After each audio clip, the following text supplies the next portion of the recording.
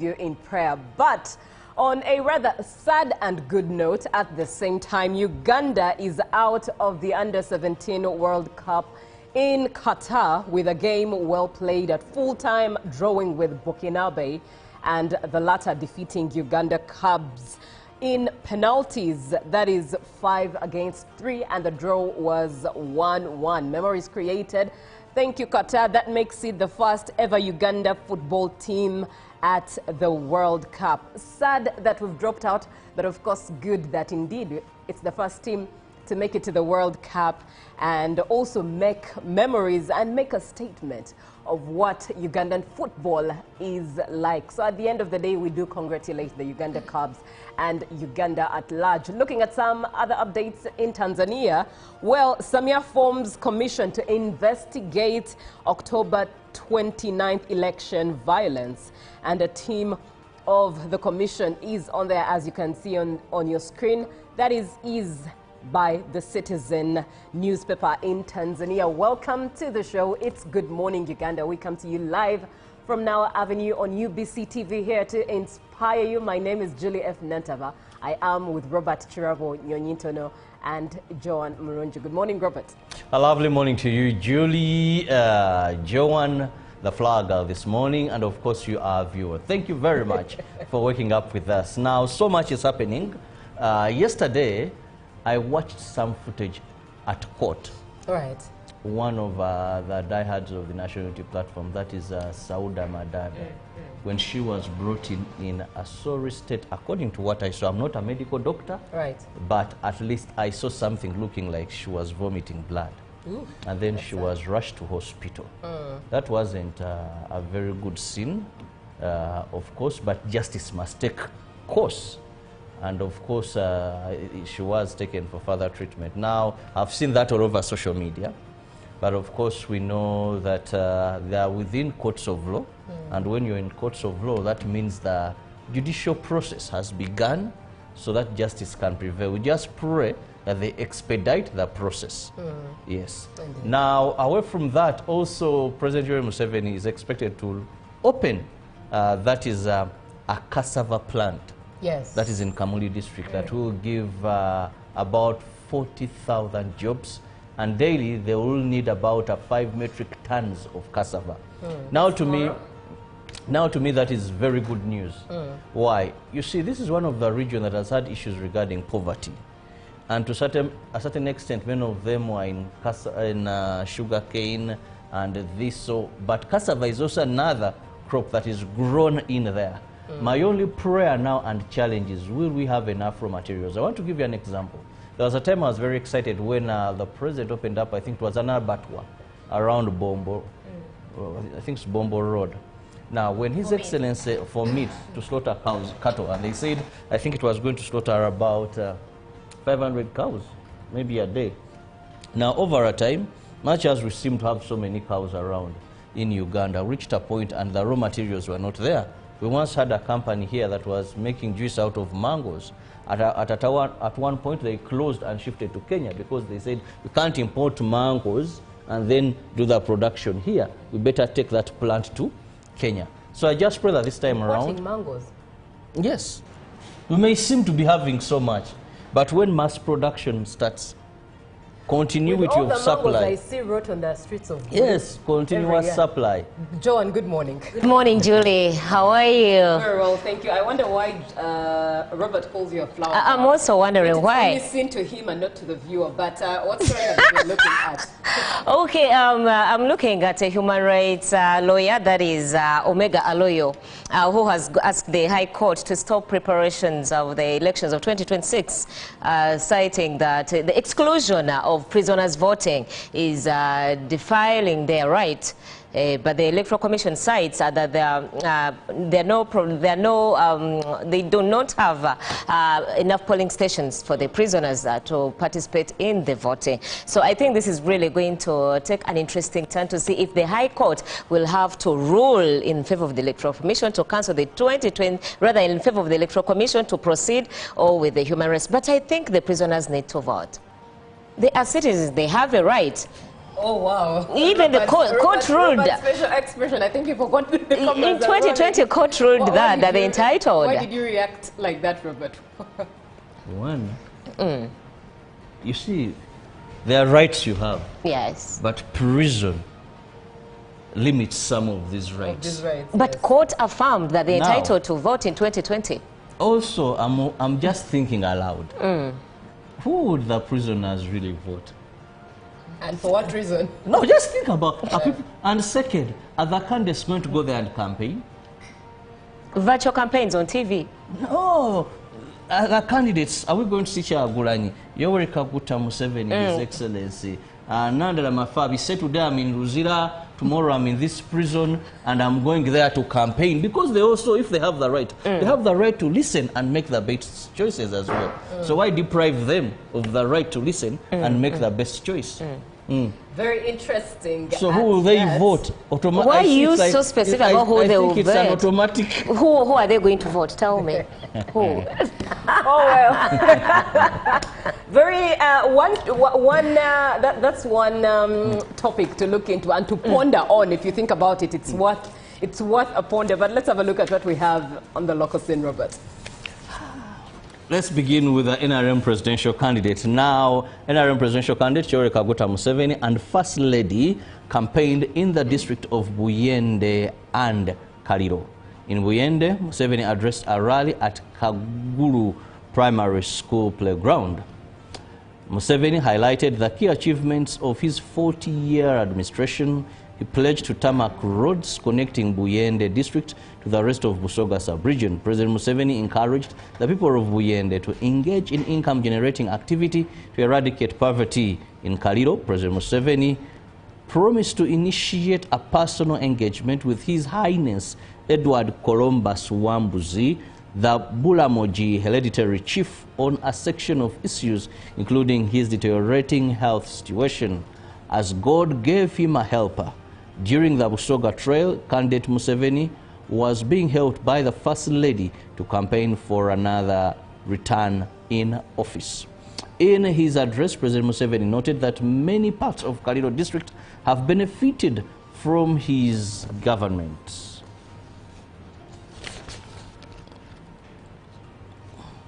Forum for Democratic Change presidential candidate Nathan Nandala Mafabi campaigned in the districts of Apache and Kole in Lango sub-region. While addressing the electorate of Mbake sub-county in Apak district, Mafabi praised former fallen president Apollo Milton Obote for being a statesman who served his country diligently.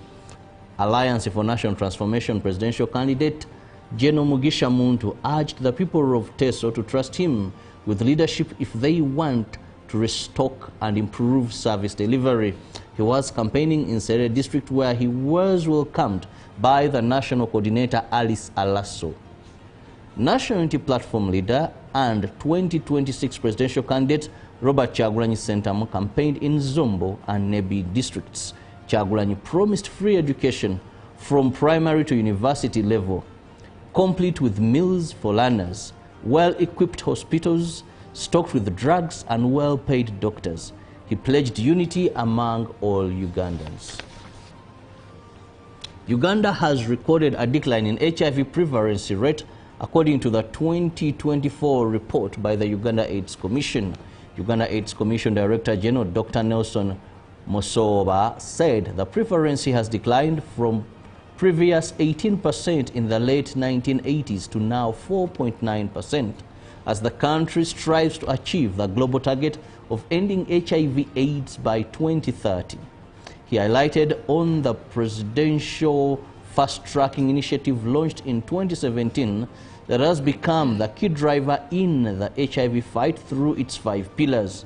Despite the progress, there is concern that young people aged 15 to 25 years continue to account for the highest number of HIV infections. Although there are interventions to prevent mother-to-child HIV transmission, a sizable number of children are being born with HIV/AIDS. Uganda currently has 1.5 million people living with HIV/AIDS, out of which 1.3 million are on treatment. Now, coming to the end of our local stories, former Prime Minister of Uganda, Right Honorable Amama Mbabazi, graced the launch of the national 45th Terahei anniversary, which will be held in Kigezi sub-region at the National Teachers College in Kabale district on the 6th of February this 2026. The UPDF is already undertaking civil military projects to give back to the community as people's forces, including construction work. Professor Ezra Shuruma issued a keynote address highlighting the status of Kigezi sub-region both economically and politically. He said Kigezi was a smuggling area through Kabale to the neighboring Rwanda, but has since been integrated in the national economy and registered progress, including household ownership and infrastructural progress. Suruma added that food insecurity and unemployment remain a challenge during this time, urging government to take advantage of the iron ore reserves estimated at 5 billion tons in the region. The 45th Terehei Sita celebration will be held under the theme Defending the Gains of the Revolution and Honoring the Sacrifice of the Freedom Fighters, a call for national unity, peace and socio-economic transformation. Now, Joan, take us through what the rest of the world has. All right, and from the foreign scene, we start off in the United States of America. In Portugal's star Cristiano Ronaldo on Tuesday attended a White House meeting between U.S. President Donald Trump and Saudi Arabia's Crown Prince Mohammed bin Salman. Trump said his youngest son, Baron, was stunned to meet Ronaldo in person and joked that his 19-year-old may now hold a new level of respect for him as a father. His words came as Trump's approval rating hit its lowest point of the term. This room is loaded up with the biggest leaders in the world, business and sports. My son is a big fan of Ronaldo wherever he is here, said Trump during his speech. The president was then forced to pause for a piercing wave of applause for the five-time Champions League winner, who is currently facing the possibility of being banned from the next FIFA World Cup following a red card against Ireland. And then matters concerning conflict. At least 13 were reportedly killed in an Israeli airstrike on the Ain al-Hilway refugee camp in Sidon, and that is in southern Lebanon, on Sunday night. Footage shows Lebanese Red Cross, civil defense, ambulance and civilian vehicles arriving at and leaving the site. Sidon Mayor Mustafa Hijazi described the situation in Saida as a bit tense following the attack. The Israeli Defense Force claimed the strike targeted Hamas terrorists who allegedly used the camp to plan attacks against Israel. Prior to the strike, steps were taken to mitigate harm to civilians, including the use of precise munition, area surveillance, and additional intelligence, the IDF statement said. Hamas denied the accusations and condemned the brutal assault. The camp hosted about 8,000 people, according to media reports. Israel has carried out several raids on Lebanese territory since the ceasefire agreement with Hezbollah took effect on November 27, 2024. The Israeli army has also retained control of 5 hills in southern Lebanon that it occupied at the start of the war. And back to the continent of Africa. South Africa's Minister of International Relations and Cooperation, Ronald Lamola, emphasized during a press briefing that Johannesburg doors remain open should Washington decide to participate in the Leaders' Summit. We have done everything possible to encourage robust engagements, to allow the negotiations to happen in an open and fair platform. Even with the U.S., when they raise concerns, we did our best to accommodate them, Lamola stated. They have now decided, out of their own volition, and not being pushed out of the G20 by South Africa. Our doors remain open for them if they want to participate at the leaders' level of the summit, he stressed. The minister announced that a total of 42 countries have confirmed their participation in the upcoming summit, including 20 member states, 16 guest countries, and heads of international organizations. Lamola also defended China's decision to send Premier Li Qiang in place of President Xi Jinping to the summit, insisting that the decision should not be interpreted as a sign of disrespect. Now, that was it from our foreign coverage here at GMU.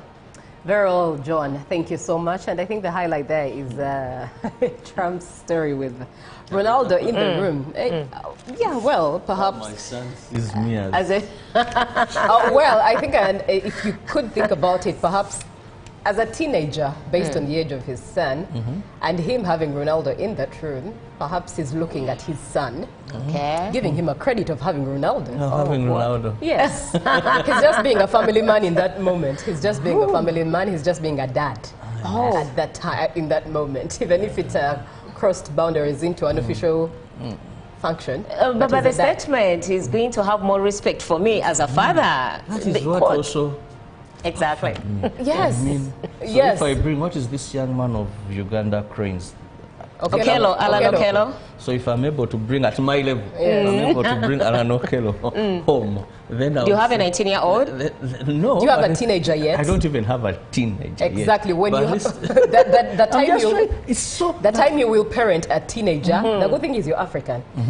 They're American though. Their parenting styles are different, and that's I quote the word more respect. Exactly. Their parenting styles there are different from African my son styles. Is to give more respect for being a world footballer, then. Well, on that note, seeing as you cannot relate with what American parenting is like, let's have a look at what we have in the dailies today. We're starting off with the New Vision there, and 529 billion shillings released for PDM SACCOs. That's a headline, making it to the New Vision. Total disbursements reached 3.2 trillion countrywide. Right, and a picture there of Museveni holds rally in Buyende district. Looking at campaigns, presidential hopefuls fire up supporters, and a tribute there to pay ex-UCDA boss Iyamulemye passes on. Also, HIV/AIDS beneficiaries speak out on prevention injection. And in there is an interview, digital and printing innovations to drive vision group. Also, just at the top there, MPs push to win hearts and vote Uganda decides 2026. And in the Pakasa Forum, Ntake MD to share valuable tips for business success. Get yourself a copy of the New Vision. Heading forward to the rest of East Africa, Tanzania, as we started off with the story, President Samia Suluhu Hassan has established an independent commission of inquiry to investigate the civil unrest that erupted during and following Tanzania's general election on October 29, 2025. Now in the Daily Nation in Kenya, Gachagua Kalonzo in bid to change 2027 polls. Politics, petitioners accuse IEBC of multiple violations through its centralized handling of presidential results. And other stories to look at: cybercrimes law is defective, state agency tells Ruto. And looking at some transport, news transport, you'll now pay higher fares as digital taxi drivers get the nod to effect new rates. And looking at matters education, OU versus Soshon. Fresh battle of K-Not amid ex-boss eligibility question. And matters crime that online lover could be plotting to steal from you. Yes. Joan responds with a strong conviction, as if an experience. I was still Googling Trump's thing, but I think that is come a bit rampant, Julie. Online lovers, you would not wish to listen to that experience. Those things exist. Yes, you men do such stuff, especially to women. Well, before the two of you get into a heated battle on air, allow me to take us through the Daily Monitor. Okay. Government government report finds low trust in public services. That's a headline there. And no confidence, a new UBOS report on national governance, peace and security shows overall decline of citizens' trust in public services but with significant trust rising in public hospitals and clinics, while the work of Parliament and courts of justice indicates only minimal rise in public confidence. That's there. That's there. Anyways, a picture there, NUP member rushed to hospital after vomiting in court. That's the story that Robert started with of Sauda Madada. And looking at matters business, living beyond means, government spending overrides revenues. And police exhumed Nalia student's body from Kayunga Cemetery. Also, how 522 billion shillings PDM cash will be shared. And in there, Obed Lutale's family speaks on life without him and why Uganda may not win the HIV/AIDS war by 2030. That's the story in the Daily Monitor. And oil money will reserve this, asks the lizard. That is living beyond means for the government that is spending and overriding the revenues. Well, that's it from what we have in the dailies this morning. Yes, please. Even people live that way. Yes, many Ugandans live beyond their means. Yeah. Many Ugandans live beyond their means. That's very true. Miracles are just happening. What they earn, what they have achieved, the math doesn't math. We should have another financial literacy session here on set. As it is, we're always here to inspire you. Let's have a short break, and we'll be back with another conversation. As babies are recorded to be catching or getting infected with HIV/AIDS at birth, an increasing number there. So we're looking into that story, as the Daily Monitor has it that the fight against HIV/AIDS by 2030 is proving to be shaken. But we're looking into the detail of it and definitely looking at our opinions as well as yours. 0709602592 is the WhatsApp number that you use to engage and be part of the conversations here. Good morning, Uganda. Live from UBC Studios in Kampala, this is Good Morning Uganda.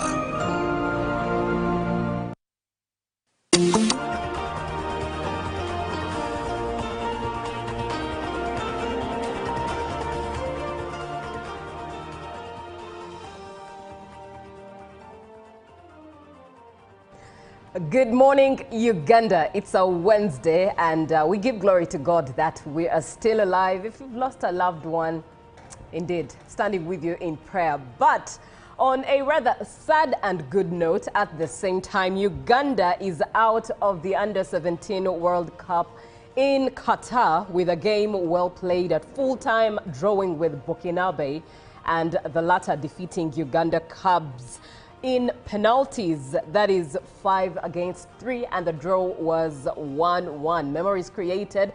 Thank you, Qatar. That makes it the first ever Uganda football team at the World Cup. Sad that we've dropped out, but of course good that indeed it's the first team to make it to the World Cup and also make memories and make a statement of what Ugandan football is like. So at the end of the day, we do congratulate the Uganda Cubs and Uganda at large. Looking at some other updates in Tanzania, well, Samia forms commission to investigate October 29th election violence, and a team of the commission is on there, as you can see on your screen. That is by the Citizen newspaper in Tanzania. Welcome to the show. It's Good Morning Uganda. We come to you live from Now Avenue on UBC TV, here to inspire you. My name is Julie F. Nantava. I am with Robert Chiravo Nyonyintono and Joan Murunji. Good morning, Robert. A lovely morning to you, Julie, Joan, the flower girl this morning, and of course you, our viewer. Thank you very much for waking up with us. Now, so much is happening. Yesterday, I watched some footage at court. All right. One of the diehards of the National Unity Platform, that is Sauda Madada, when she was brought in a sorry state, according to what I saw. I'm not a medical doctor, right, but at least I saw something looking like she was vomiting blood. Ooh, and then she was rushed to hospital. That wasn't a very good scene, of course, but justice must take course. and of course she was taken for further treatment. Now, I've seen that all over social media, but of course we know that they are within courts of law, and when you're in courts of law, that means the judicial process has begun so that justice can prevail. We just pray that they expedite the process. Yes. Indeed. Now, away from that, also President Yoweri Museveni is expected to open, that is a cassava plant. Yes. That is in Kamuli district, that will give about 40,000 jobs, and daily they will need about 5 metric tons of cassava. Now to me, that is very good news.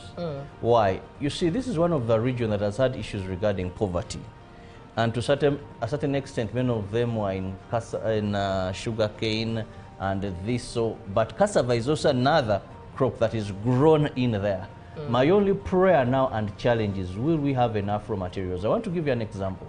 There was a time I was very excited when the president opened up, I think it was an abattoir around Bombo. Pick of the day on UBC. Every Wednesday, 10 p.m. on your public broadcaster.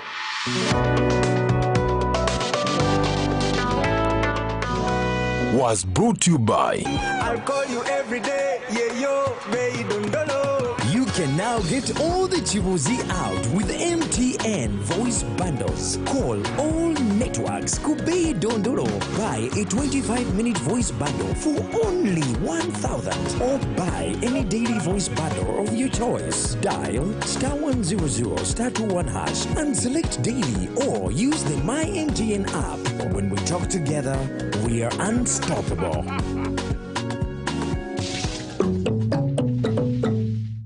Exercise can't be sustained. Eating can't be stopped. It's even harder to lose weight. Come and give it a try. Ginshikang L-carnitine chromium capsules. Plant extract, scientific ratio. Take 3 capsules each time. The active ingredient accelerates fat burning,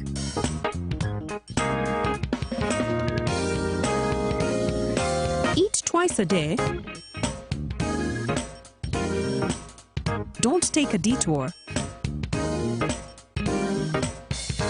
Weight loss starts now.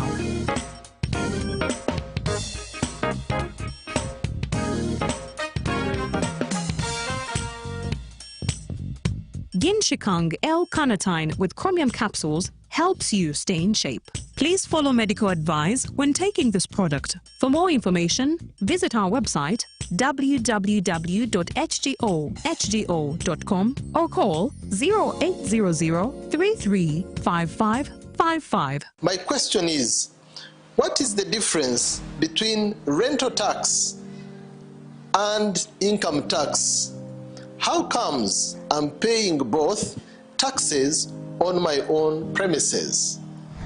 If you want to have a tin, but you are not making any income from your business, you should take on the obligation to continue filing your nil return. Commissioner General, to invest in taxation. When people understand taxes and they know the importance of taxes and they know the fair assessment of these taxes they're supposed to pay, I think everybody will embrace taxation. As banning groupage cargo clearance protects small traders who cannot afford to import full container loads individually and rely on consolidation to remain competitive.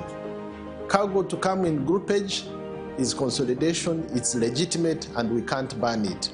What we have banned, or what we have stopped, is the use of container leaders. Now, Fiona, the good news I have for you is that among the new tax proposals, Now you can get direct answers. Send your tax-related questions via WhatsApp or SMS to 0790-141-887, and the Commissioner General of URA, John Musinguzi, will personally address them. Tune in to UBC News Tonight every Monday and Wednesday for expert insights and clear explanations. Booza Commissioner. Live from UBC Studios in Kampala, this is Good Morning Uganda.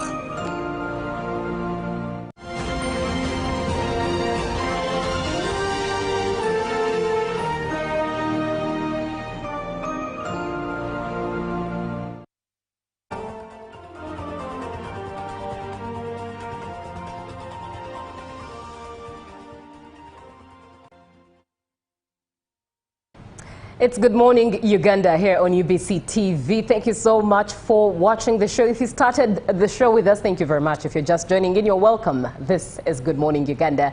And my name is Julie F. Nantaba.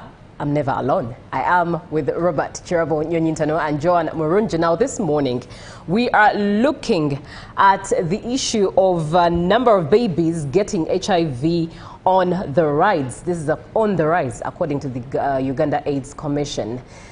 This is a very pertinent topic and one that touches every individual for as long as you are living here on earth, especially a Ugandan at that. 0709602592. Now, Uganda's efforts of fighting AIDS really are gaining momentum, yet the gaps still exist. Well, the country is on track to make sure that by 2030 this is defeated. Statistics show that with the 95% achievement goal of the World Health Organization, Uganda performs as follows. 94% of Ugandans are testing and knowing their status when it comes to their HIV status. 94% out of 95%, which is fairly good. But 90% out of 95, those who are positive are enrolling on treatment, which is quite fair, given that the target by 2030 should be 95% of Ugandans should be enrolling, those who are tested positive should be enrolling on treatment. Only 90%, not bad, but still a lot to do. And 96% from the 95% target, those on treatment, and those are the ones that are on treatment and are doing well, following their treatment and are suppressing their viral loads, which makes that even above, beyond performance, above goal, beyond the target goal of 95%. Now, 37,000 Ugandans in 2024 were recorded to have got HIV and AIDS, got the infection, and that makes it 711 new infections weekly and 111 new infections daily. Let that sink in for a moment. Now, 4,700 babies were born with HIV and AIDS in 2024. Making it a concern as to the number of babies getting infected with HIV and AIDS at birth is on the rise. Are we really looking forward to receiving the goal, the target, by 2030? Well, let's get into this conversation as we share our 2 cents with you. My name is Julie F. Nantaba, Robert Chirabo Nyonyintano, Joan Murunji, alongside you, 0709602592. Starting off with the Robert, why do you think this problem is prevalent? I think for me these numbers are scary. Yes, there's much of an improvement from 2010 up to date where we are. But if you think about 37,000 Ugandans and 711 weekly, every week, and 111 Ugandans daily. So today, this Tuesday, as we speak, there could be another 111.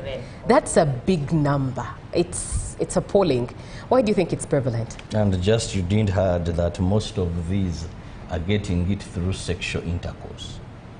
So something that should be prevented. Yes, most of these are getting this through sexual intercourse. Not that through a pinch, through sharing a razor blade, but through sexual intercourse. In other words, it's something that could be prevented. It could be done away with. Or with what could be done away with? Either abstain, or in case of a discordant couple, you use the right measures. Now, why I said it is through sexual intercourse, that science has come up with many methods through which people can avoid contracting HIV/AIDS. Yes. Through sexual intercourse, because these other methods may be accidental. You know, for example, if we shared a sharp object, I may not know, or because of some areas of poverty, this could happen to someone. That is something would say, you get it, or something, or you share, but through sexual intercourse, where science has greatly come up with ways to prevent this. For example, use of condoms. You know, for example, testing is everywhere and quite affordable, so that someone knows the status of the person they are going with. You get it? When you talk about, so this is an area where we can prevent these infections. For example, we talked about abstinence. Though I know this is a challenge, more so when you look at 15 to 25 being the most affected age or infected age. Girls of 15 to 25, that is the dangerous area to tamper with. Now, going back to new babies, first we must understand how many of Ugandans know their status. Reality is, if I asked my colleagues here, when they last had an HIV test, I don't know.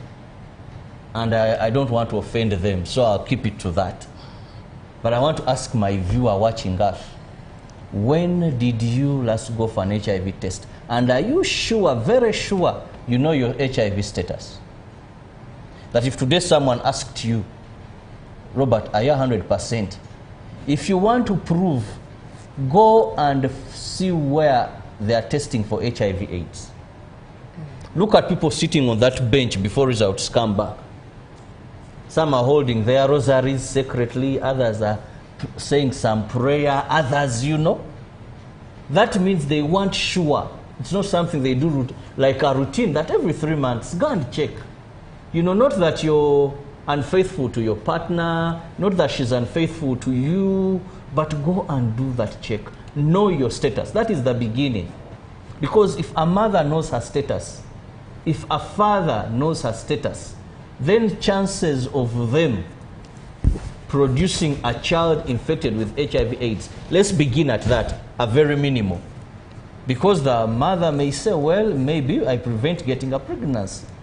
I just get my ARVs, or I go the right path so that I can give birth to a negative baby. So one, people are not aware of their status. People don't want to go and test, even when there is free testing. I've seen campaigns and there is free testing.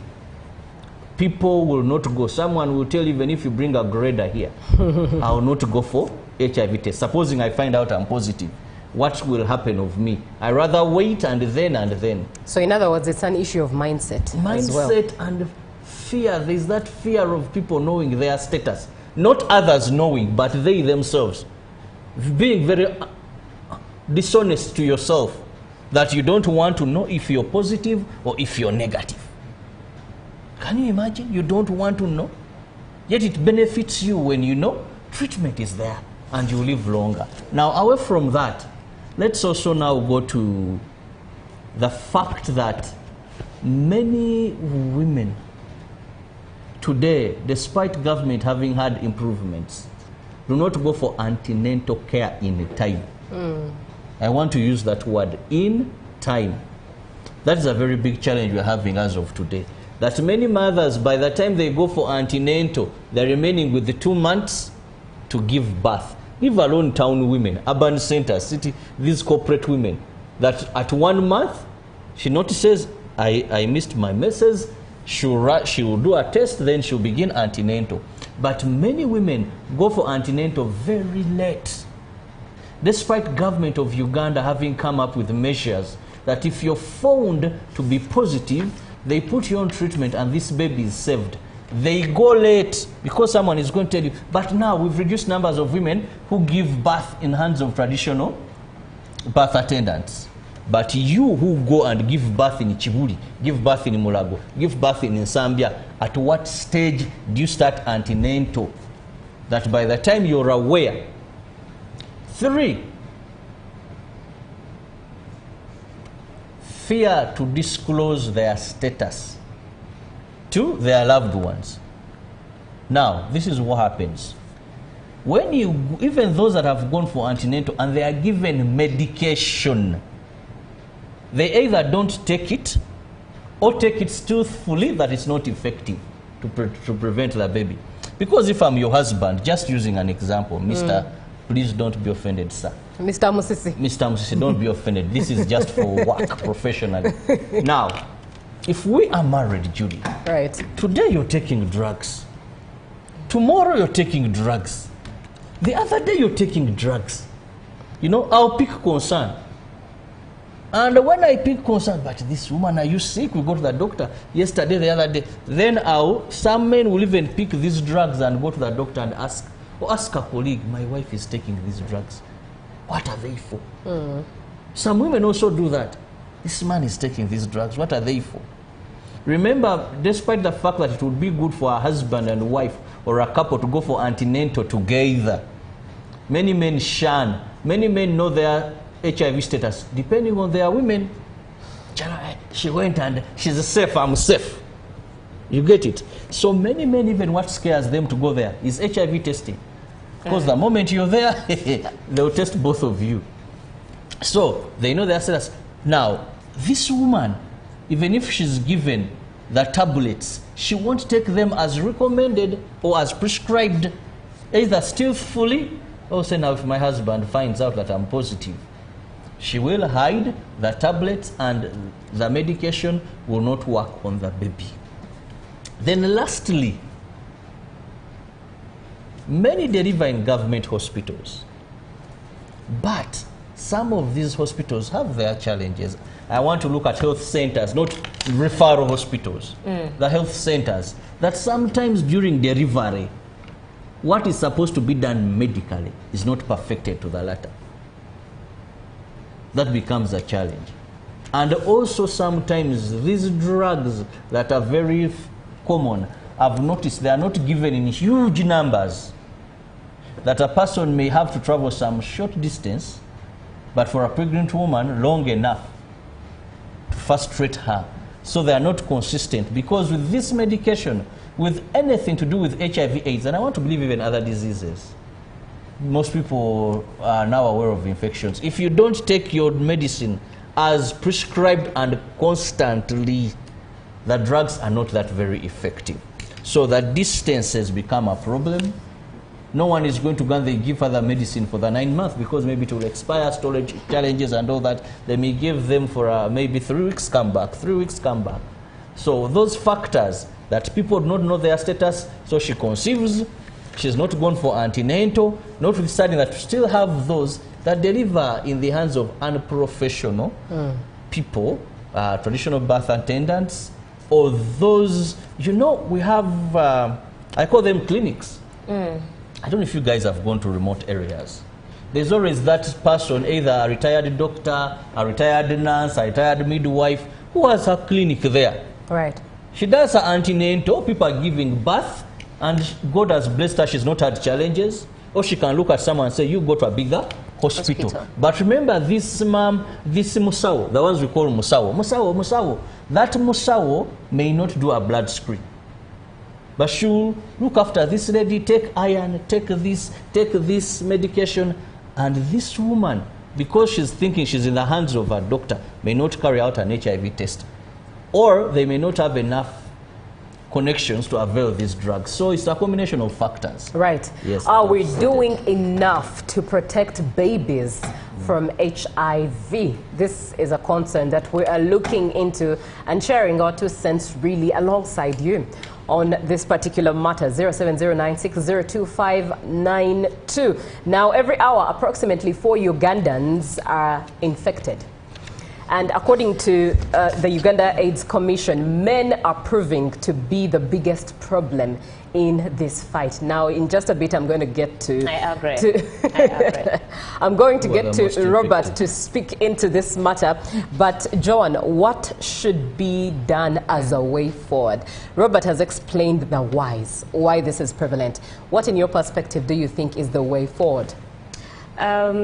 According to me, I think in order to mitigate the spread of mother-to-child infections for HIV. I think it all begins with pregnancy and then through labor and also after giving birth.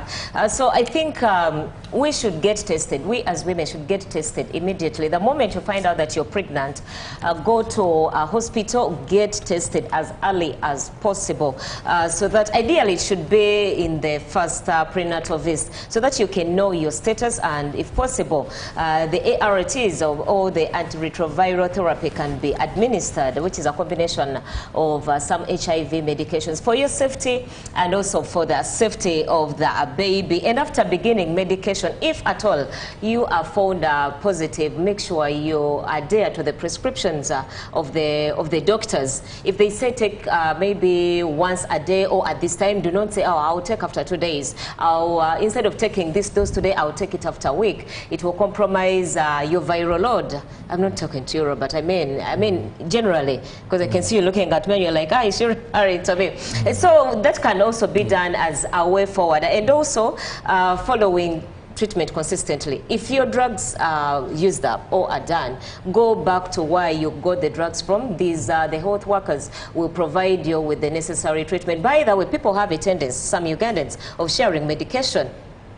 When mine is done, I'll go and borrow from my neighbor because we're in the same treatment. That is very wrong. Once your medication is finished, go to a health facility and they will give you more. Still about the mother-to-child prevention. You know, I talked to some doctor and he told me at times there is a possibility of a C-section. When they detect that there is a certain rate of viral load. If it is, I think, above 1,000, if I'm not mistaken, they may recommend a C-section for that mother because it can really threaten the life of the baby. They may get HIV in the process if the viral load is really, really high. And after giving birth, you know, most women love breastfeeding. So if, according to the health workers, if you are tested positive or if you know you are positive, do not begin breastfeeding there straight away because they need to do some certain tests and analysis according to your viral load. Are you able to breastfeed?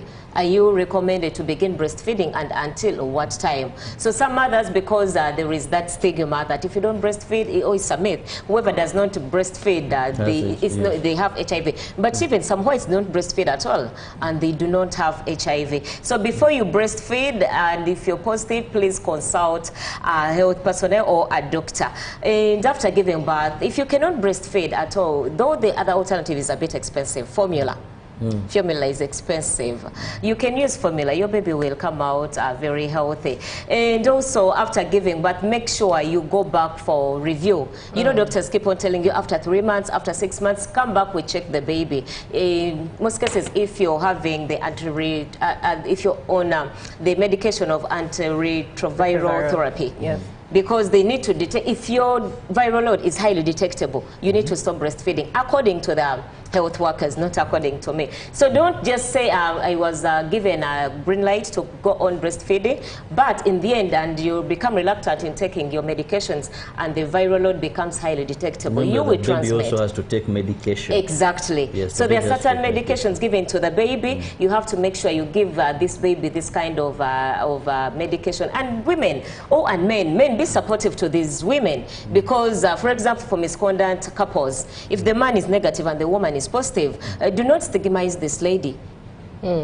Please be there for these women, support them and the baby. And if the baby is sick, you know, men have a tendency of neglecting the family. Once they find out that the baby is also sick, they begin thinking about the responsibility, having a sick child and then a sick mother. And for me, I'm fine. Why don't I just go begin life somewhere else? In most cases, it could be even just a career. You're going to keep on infecting other people. So it is really a lot, including a stigma. Stigma is also a very, very big factor because most of the ladies or the pregnant mothers will fear to go and get tested because they'll be stigmatized in their communities. Indeed, and in just a bit we're going to talk about the issue of stigma, because being African, we also understand that some ideas given in culture have not yet ceased to exist. For example, when it comes to breastfeeding, and a mother cannot ideally breastfeed their baby, they will be stigmatized as, are you a woman anyways? if you cannot breastfeed. Issues like that equated to even giving birth. For some, giving birth by C-section automatically denies you of being a woman, you know, ideas such as that. And indeed, Joan, I'll come back to you when we talk about stigma in line with that and breastfeeding. But Uncle Bob, let me come back to you.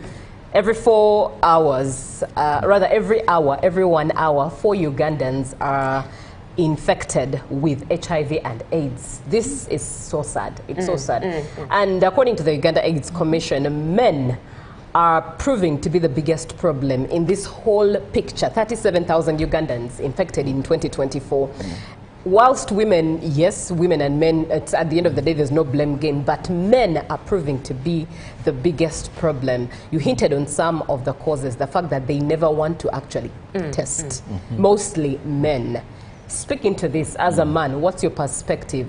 What is causing this and what can you speak to men? Well, naturally, men are not very conscious of their health. In a family, I want to tell you, a wife can fall sick and the man will rush them to hospital. The children fall sick, a man will take them to hospital. He's sick. He'll stay. He'll stay. By the time he thinks of going to hospital, you know it is really disaster. This man is seriously sick. And many of you will tell you, I don't remember when daddy was sick while growing up. But you would see mommy sick, children sick, but daddy was sick. You would either self-medicate or find a way. Now, away from that, men generally, African men generally, issues of health are not so much of their concern. Now, when it comes to HIV/AIDS, I must say it is very easy for a woman to go and test compared to a man. I also can't have the best explanation for that, but that is reality. A woman will wake up and say, but I better know my status, I'm not feeling fine. And she'll go and test. And actually, many men have learned that they are positive through their women. When a woman goes and tests positive, then if she knows she has been faithful throughout, what begins in her home? Actually, I've heard something say, if you're positive, I know I'm positive. If you're negative, I know I'm negative. I know I'm negative. And problem is when couples know they are positive. Believe you me, it could be very few couples where they won't be some trouble in that home. Because the woman would feel like, and that's how many men are, she comes back, you look what you've done to me, you man, because of your unfaithfulness, now, and she'll fold this and throw it there. Katiraba. See what you've done to us. And all that. So, men have that problem of not testing. But also why men are a problem. Let's look at this age, 15 to 25. Most infected group, 15 to 25. Now, majority of these statistics show are women, are young girls, not so? Yes. Not young boys, but young girls. girls. Now that means if majority are young girls and not men, that means one man has infected quite a number of the girls. Now, many men of my age, older than me, even younger, these are people, most of these girls, 15 to 25, these are young girls. They are open to the world and they desire much. iPhone 17, they want to have their nails done, they want this, they want that, all the goodies. Now, the men that these girls are dealing with are not their age mate. These are the chirabos of this world that are going for the 15 to 25. So men still remain a problem in that they have the resources that these young girls need. And then the men, because they have resources, remember, Africans, we are polygamous in nature. One man may have his 4 wives, but still have these other girls. Now, if men could change their habits and lifestyle, I want to tell you still this number the HIV prevalence will greatly reduce. Because African men, we are polygamous by nature. Even one who doesn't officially have more than one woman, honestly, you will check through them, except a few of us, that you still find they have what they call side chicks or something like that. And now this one man once infected, and most if they are blessed with resources, not to say that the poor men do not cheat or they are very faithful. But I've found out that a number of African men, the more he's blessed financially, the more he's going to live a reckless life. What do I mean? Sleeping around and sleeping around. And these ladies, because they have needs, they will come to these men. So it goes back to the men. Be faithful if you're married. Have that one partner. 2, if you've chosen not to be faithful, then have safe sex that you do not render these multiple partners you have. Or you do not render yourself, because you could be negative. But then because you're here, you're there, you're there, you're there, whatever you see, because you've been blessed with the ability to get it. Because women are attracted by money. A number of ladies want what you have. So if you don't say, let me save these people, have safe sex, that is, use protection, or be faithful to one partner. Because you may think, I know many Ugandans today, someone tells you, may I think, they assume they're already sick, yet they are negative. You know, you assume you're sick, yet you're negative. Robert, are you trying to say... And then you go messing around, and then you contract. Are you trying to confirm that there is lower condom use in men? Yes. I've seen men even buy them and never use them. Oh, okay. Condom use and proper use is also another challenge. Many Ugandans don't know how to use these things. Right. Joan, let me come to you on the issue of stigma. Speak into it. Stigma is really a very big problem in so many social issues social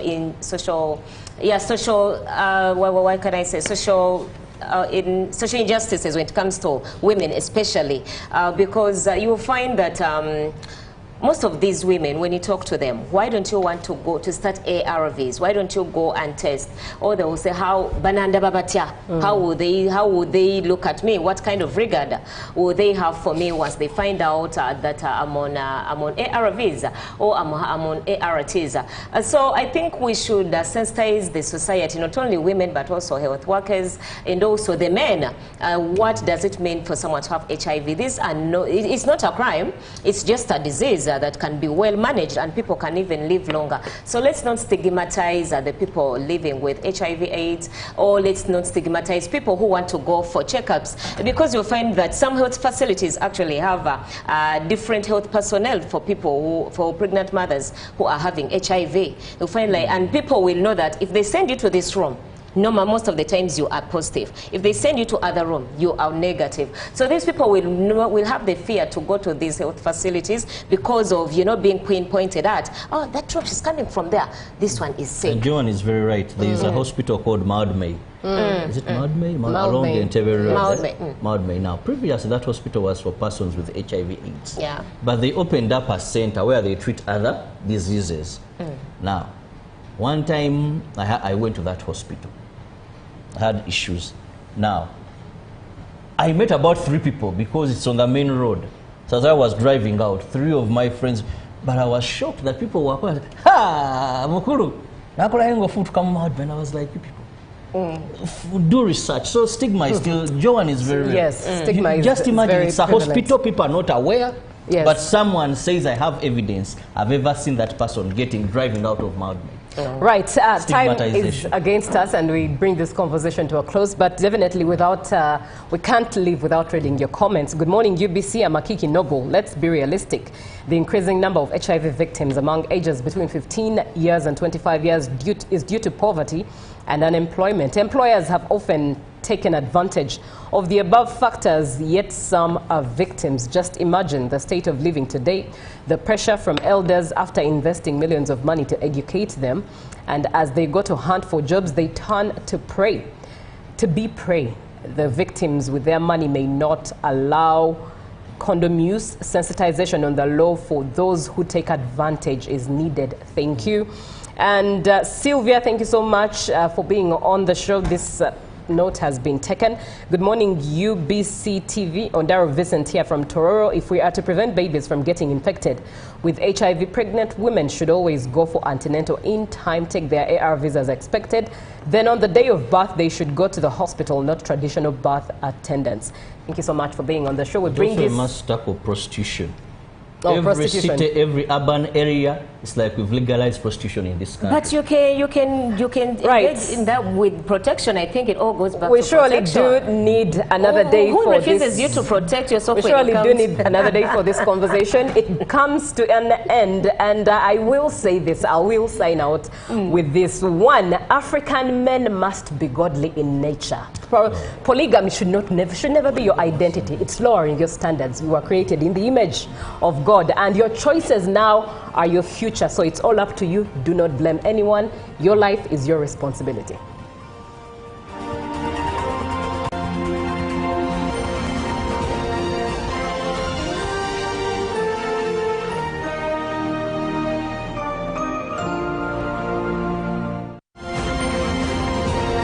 Live from UBC Studios in Kampala, this is Good Morning Uganda.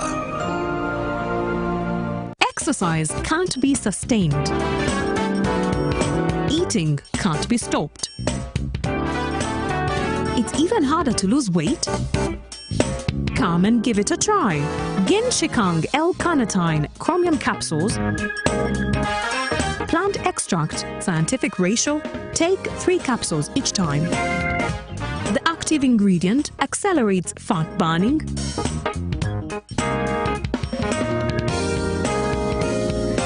eat twice a day,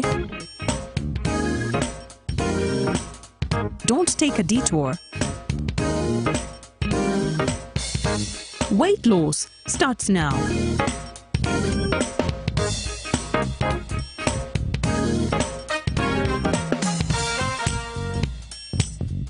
Genshikang L-carnitine with chromium capsules helps you stay in shape.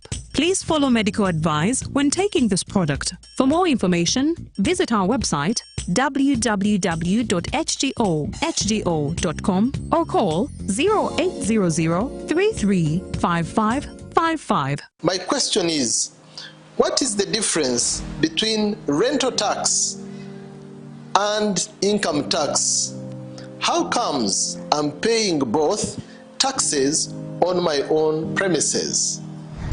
If you want to have a tin, but you are not making any income from your business, you should take on the obligation to continue filing your nil return. Commissioner General, to invest in taxation. When people understand taxes and they know the importance of taxes and they know the fair assessment of these taxes they're supposed to pay, I think everybody will embrace taxation. As banning groupage cargo clearance protects small traders who cannot afford to import full container loads individually and rely on consolidation to remain competitive.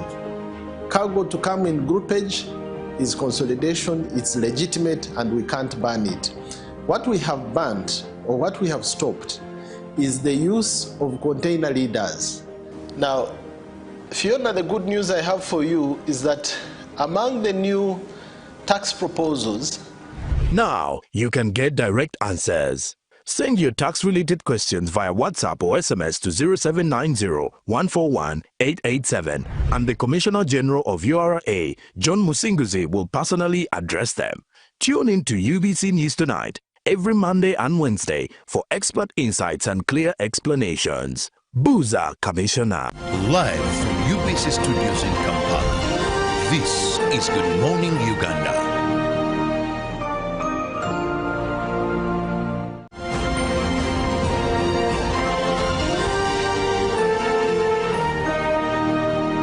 Brought to you by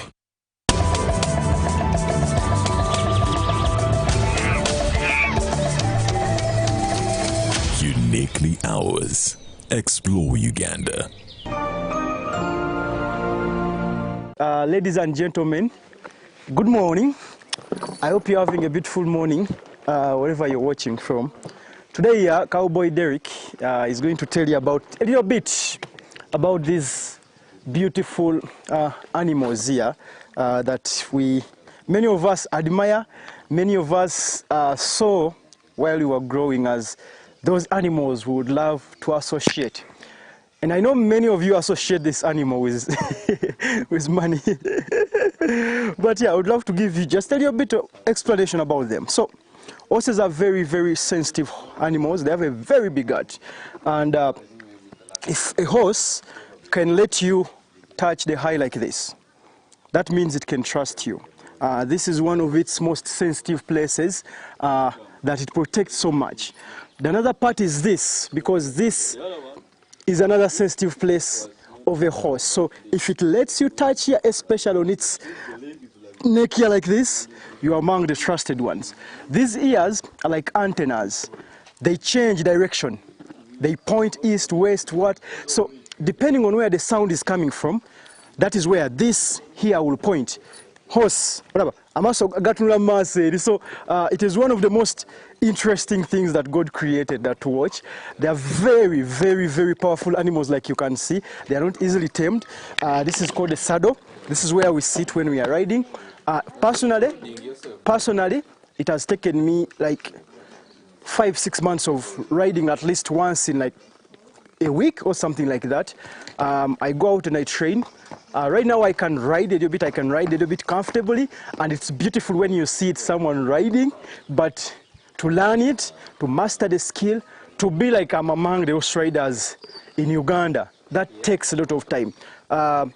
So to kids, to families out there watching, I would recommend you either to take your kids and learn this sport. There are many places right now that teach it in Kampala, Uganda, and the rest of the country. Uganda has over 700 horses in total. Kenya has thousands of them, like I think 5,000 or 6,000 of horses there. And I know the horse community is growing up in Uganda, and I can't wait to see where we are going, what we are going to get to. And I invite you guys to Kainela to come and experience this, to come and learn. The trainers are here. They welcome you. They will teach you.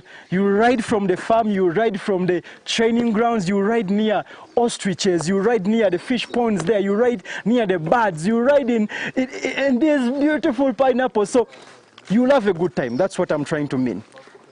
Ladies and gentlemen, thank you so much for watching. See you soon.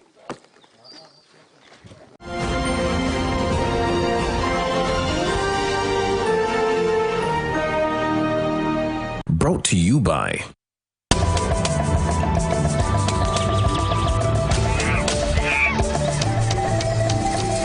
Uniquely Ours. Explore Uganda.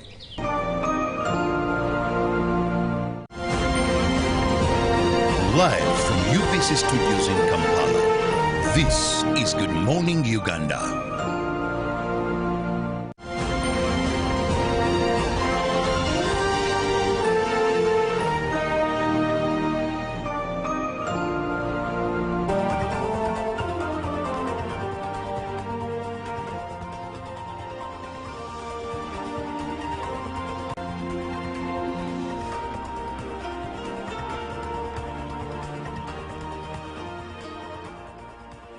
Good morning once again. My name is Joan N. Moronji. You are still watching Good Morning Uganda. Welcome back from Tourism Express. And indeed, for those of you who have not tried horse riding, you should make it on your list before the end of the year. It is really, really fun. In Tourism Express is proudly brought to you by Uganda Tourism Board. It is now time for the economic press here on GMU. And starting off with Uganda has been urged to reinforce its social safety nets as rising poverty levels threaten the country's progress towards having and achieving the sustainable development goals. And the call was made during the delayed commemoration of the International Day for the Eradication of Poverty in Jinja.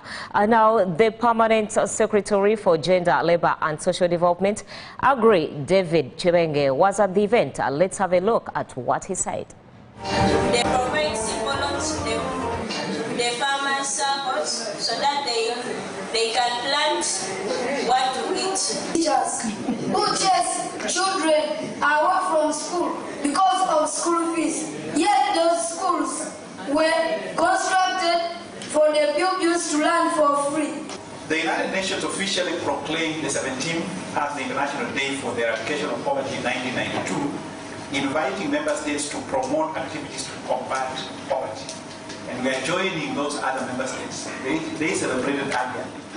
And the day aims to promote understanding and dialogue between people living in poverty and the wider society, and to recognize their crucial role in the fight against poverty. I know that everyone going back from this training has clear understanding of child poverty and child multi-dimensional poverty. And you are going to become the actors. Okay, now the Uganda's Capital Markets Authority has set January 2028 as a deadline for all financial intermediaries of the public investment sector to have a bare minimum of CISI foundational level.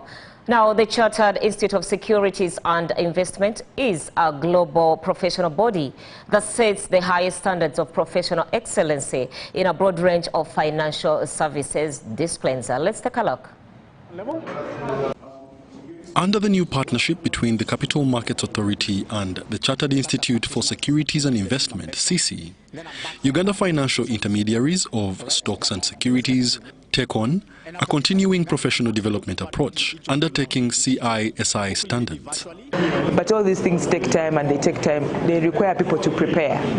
And therefore the deadline of 1st January 2028 means that whoever will be coming to us for licensing needs to have the minimum, the minimum qualifications to act either as a dealer, stockbroker, investment advisor, transaction advisor, whichever category that they are in, because at that point is when we are going to start enforcing. Uganda joins regional capital markets regulators to enforce this standard.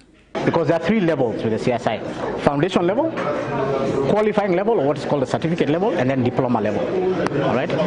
For some regulators want to be at a higher benchmark. All right. Now that's a certificate level. All right. Specifically, the Rwanda market are aspiring to do that. All right. The Tanzania market have also been trying to do that. All right. So it's maybe a future benchmark, but it has to be progressive. So far, 250 Ugandan capital markets financial intermediaries have attempted the qualification. 110 of these have attempted and completed Level 1, and 60 of the 110 have completed Level 2. What that means for the rest is that we need to catch up. Because as you see in the notice which we are going to issue, come January 2028, no license renewal without CPD requirement. Wadulo Arnold Mark, UBC News. In advancing to the industrial sector, Uganda has started to expand access to clean and modern cooking solutions.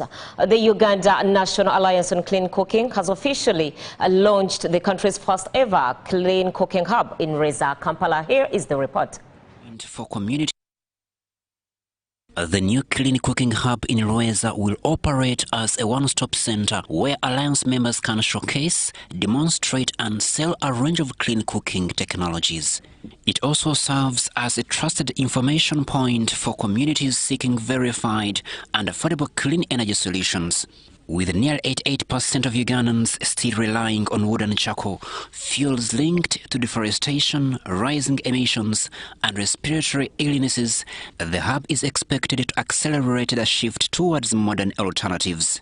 UNAC project manager Sarah Babidia says the hub arrives at a time when households face high fuel costs and limited access to cleaner technologies. The proposal to GIS is that we have promoted these technologies and people have appreciated them everywhere we go. But now the issue is, how do we leave a landmark? How do we access, how will members access these technologies even when we are not there? The center offers certified products including ethanol and geostoves, electric pressure cookers, briquettes, volcanic rock stoves and solar cooking devices, among others. Dishes are 100% insulated. They can keep food for over 6 to 7 hours after cooking. I have a product here which uses solar and volcanic rocks to cook. The volcanic rocks will take you for 2 years when you're cooking. That means you're saving 85% on your money used daily. UNAC Chairman Jim Sebadoka notes that more hubs will extend access and strengthen after-sales support, with local leaders serving as clean cooking ambassadors. Whatever product you'll be finding in our hub will be quality. We have ensured that we look for the best qualified members who are bringing in the quality products and technologies. Herbert Habigaba said government is streamlining incentives, including tax measures, to attract private sector investment. We have a target as a country to achieve 50% access over the next 5 years. So by 2030, we are looking at achieving access, doubling our current access from about 25% to 50%. Supported by the Ministry of Energy, GIZ and partners, the hubs will eventually reach district and community levels. And in our grant opportunities, 5 participants out of 10 who pitched for a grant support in the inaugural Future Makers Women in Tech cohort have been awarded. The 5 women-led startups each received US $10,000 in catalytic funding from a Standard Chartered Bank to accelerate growth and scalability of their ventures. Let's have a look at the winners. So we launched this amazing cohort in April, actually on the 15th of April. You can see the videos are running on them. So you will have a lot of thoughts from there. Today is a unique day, it's a demo day. You're going to pitch your winning pitch, and we have judges here who are going to judge you and see who are the top 5 who carry the day. But I must also tell you that everybody in this room, if you are part of the cohort, you are a winner, an absolute winner. So please can clap for you. We've had a 16-week curriculum that the founders have gone through, covering things like leadership, product development, market strategy, finance, commercialization, and fundraising. Now, these seem simple, but in each is a combination that together make up the entrepreneur. Give them a hand of applause. Ladies, thank you for showing up for yourselves. Keep showing up for yourselves, because what you've done now is like the easy part. So it's going to get hard, it's going to get challenging, it's going to be tough out there, but please stay the course, right? Yes, stay the course. That is only saying you're doing well. I want to test you, right? Let's see what juice you can make out of you. Keep momentum alive. Use the grant effectively, but lean into your networks. Tap into the community and the relationships that you have built. They'll come in handy. Think global, but locally. So the problems that you're solving are Ugandan, but make sure that you do them well, that your projects and your startups do well, so that then we can export that globally. Pay it forward as you grow. Support one another, mentor. We also have a clear path to scale on how we can reach more families and make healthcare more affordable. And so does each and every future maker you see here in this room today. The story might be different, but I can assure you that the growth is undeniable. We didn't know how to get from idea to actual implementation. And with the Women in Tech program, we learned how to build, like really build. We learned how to use statistics to figure out our markets. We learned how to listen and figure out what do they want, how can we give it to them in the easiest, simplest way, using technology. And from the idea, we actually have a tangible product, whereby we are piloting in 8 weeks. It's amazing. Thank you. Thank you so much. Okay, and in regards to AI news here on GMU Business, students in tertiary institutions are urged to master artificial intelligence tools to be competitive in a fast-changing world driven by new technology.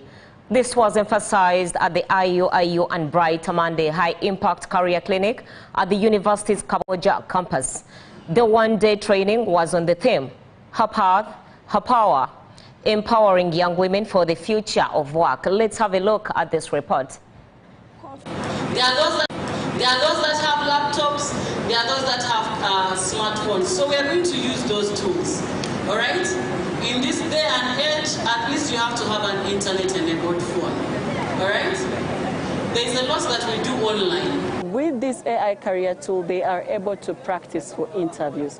Now, with practicing for interviews, that includes getting, there is a question bank in there, so questions that are related to the job they have applied for and in relation to their experiences, their CV that they are using to apply for that job.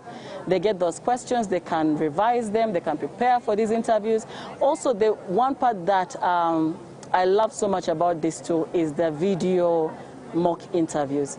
With that, the applicant or the user sits down, chooses who is going to interview them. Well, the person is AI, obviously, but it's so much like an interview. There are questions that are being asked. It's video, so you will see a whole, whether it's a hiring manager that you've chosen, they will be asking you interviews, and you as the person that is being asked, you are able to respond. And our interest in the female university also stems, besides the program, it also stems from the realities that we live in at the moment. A lot of females you may find are marginalized at workspaces or out there beyond school. So by coming to have a career clinic at such an institution, we are here to empower the girl child, to empower the females, but not to forget the men. That the men are actually our allies in this. We can't do this without the men. But it's to show them, yes, you're an only female campus. The world out there encompasses both male and female, and they are our allies, and they'll definitely support you to go. But what matters is prepare yourself. Opportunity meets the prepared. This is an opportunity for them to learn. However much they are going out, they have to know what their careers are entitled, what they have to do, the confidence, the resilience that they have to carry. This is a very good opportunity for them to learn and to also add more on their careers. I'm actually a finalist in doing certificate in nursing. Actually, I am very, very happy about the career clinic guidance that we got today. At least I can't be stranded after school now. I know I am now guided, and actually I think everybody should get this opportunity because it gives you courage, it gives you that strength that we are lacking. Thank you so much. I have learned a lot here in career guidance. It has helped us to know how we can apply for jobs outside there, most especially for us who are going there, the finalists. It has taught us many things. It enables us, as me personally, a nurse, like I can do my work and then I can start on my own business, maybe a clinic of my own. Yes. Matters concerning artificial intelligence. Let's move on to the forex rates as they stood on 18th November 2025. Starting off with the US dollar as bought at 3,568.00 and sold at 3,578.00. By midday, the dollar was buying at 3,593.50 and sold at 3,603.50. It closed in at the buying rate of 3,599.14 and sold at 3,609.14. The Great British Pound bought at 4,735.20 and sold at 4,748.36. The Euro bought at 4,173.20 and sold at 4,184.79. While our neighbors, the Kenyan shilling bought at 27.79 and sold at 27.86. The Tanzanian shilling bought at 1.48 and sold at 1.48. The South African rand bought at 209.29 It sold at 209.87. Yes, that is how the Forex sold by 18th November. And I'm leaving just a little quote for the small business owners out there. And it says, behind every small business, there is a story worth knowing. All the corners and shops you see in our towns and in our cities and in our communities started off somewhere. Coming up is the agenda with Julie. Good morning.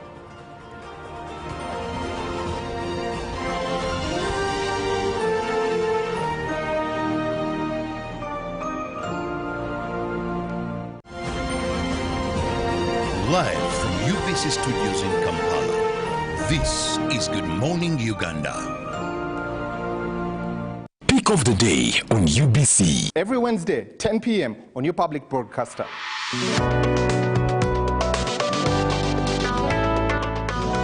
Was brought to you by I'll call you every day, yeah, yo, baby, don't know. You can now get all the Chibuzi out with MTN voice bundles. Call all networks Kubei Dondoro. Buy a 25-minute voice bundle for only 1,000 or buy any daily voice bundle of your choice. Dial *100 *21 hash and select daily or use the My MTN app.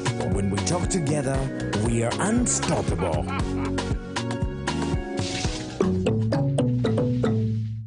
Exercise can't be sustained. Eating can't be stopped. It's even harder to lose weight. Come and give it a try.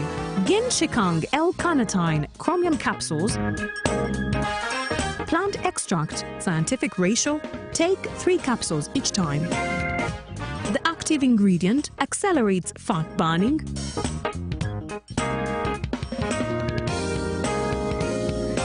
Eat twice a day. Don't take a detour. Weight loss starts now.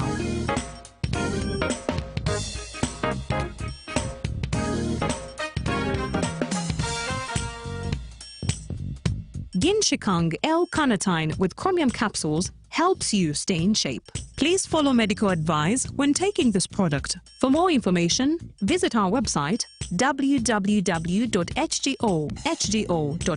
or call 0800 335555. My question is, what is the difference between rental tax and income tax? How comes I'm paying both taxes on my own premises? If you want to have a tin, but you are not making any income from your business, you should take on the obligation to continue filing your nil return. Commissioner General, to invest in taxation, when people understand taxes and they know the importance of taxes and they know the fair assessment of these taxes they're supposed to pay, I think everybody will embrace taxation. As banning groupage cargo, clearance protects small traders who cannot afford to import full container loads individually and rely on consolidation to remain competitive. Cargo to come in groupage is consolidation, it's legitimate, and we can't ban it. What we have banned, or what we have stopped, is the use of container leaders. Now, Fiona, the good news I have for you is that among the new tax proposals, Now you can get direct answers. Send your tax-related questions via WhatsApp or SMS to 0790-141-887 and the Commissioner General of URA, John Musinguzi, will personally address them. Tune in to UBC News Tonight every Monday and Wednesday for expert insights and clear explanations. Booza Commissioner.